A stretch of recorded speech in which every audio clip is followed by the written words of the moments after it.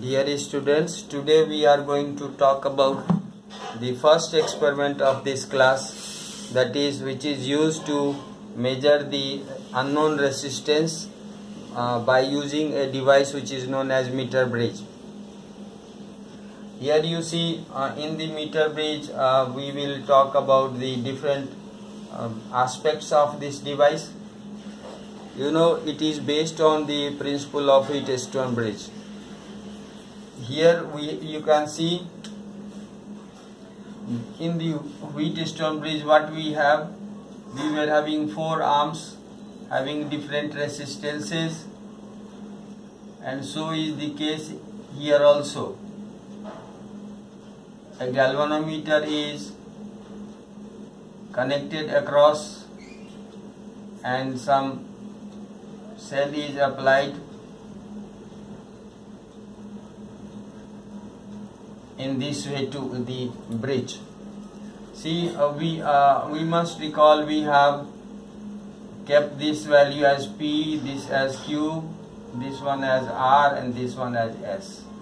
And in the balance state, when a galvanometer is showing no deflection, means no current is flowing through the galvanometer, then in that case we have proved that P by Q is equal to R by S. So P by Q for the balance state is R by S. Now here if you compare, you see here you see we have a metal strip having the knobs to connect the wires. Here we have one resistance P, and here we have another resistance Q, and they are connected through the metal. So it is just like that. If you compare this point, you can call it as A, and you can call this middle point as B, and this point as C. This is C, and lastly this is point D. So, and here you see we have a long wire, 1 meter long wire, and the jockey is connected to galvanometer, and this jockey is shifted over the wire, so that we shift it on the left, on our right, so that the galvanometer finally comes in a position showing no deflection in it, means no current is now flowing through the galvanometer. And for that state we call it a balance bridge. And once it is done, we can write the relation P by Q. We can use the relation P by Q is equal to R by S. So if the resistance of this arm length L1 of the wire is R, and if the resistance of the remaining part of the wire length L2 is S, then we can write P by Q is equal to R by S. So here we have written P by Q is equal to R by S. This R value is what? R we know is relation is R is equal to rho L by A. So resistance of the length L1 of this wire, that is length of wire AD, will be given by rho L1 by A, and similarly for the remaining part of the wire we will be given by rho L2 by A. Since resistivity, same wire is ADC is having the same wire, so they have same resistivity and same cross sectional area. So rho by A is common in both, so they cancel each other. So finally we get P by Q is equal to L1 by L2.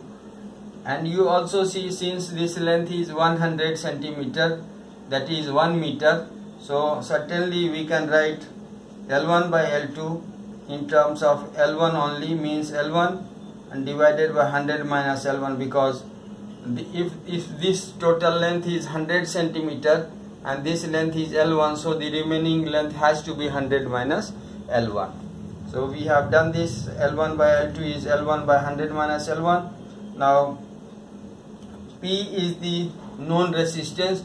We select the resistance of our choice using a resistance box. In resistance box, what happens? We have certain resistances in series, and whichever plug we pull, that resistance come into play, and others remains dummy. So therefore the known resistance is selected from the resistance box. That value we can read directly on the resistance box. So P is now known to us. L1 we determine. How we determine? We find the state of null deflection in the galvanometer. For that length we find the length AAD, that is L1, for which we have no deflection in the galvanometer, that is the bridge is balanced. And once this is done, so we have now determined the L1, we have determined P, and nothing is unknown except Q. So we can find the unknown resistance of the of any unknown resistance, value of the unknown resistance Q, using this meter bridge. It is very helpful in finding the unknown resistance of any object, any resistance, etc. Here one thing you have to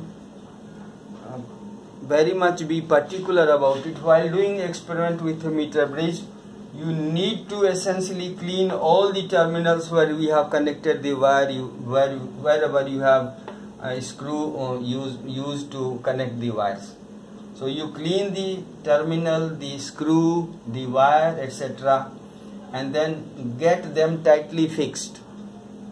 If it is not done, your reading will not be there, because the proper flow of current is not happening. Another thing is the resistance of the resistance box should be selected such that the deflection, no deflection state is obtained in the center of the wire 1 meter long. That means it should be preferably, L1 should be preferably between 40 to 60.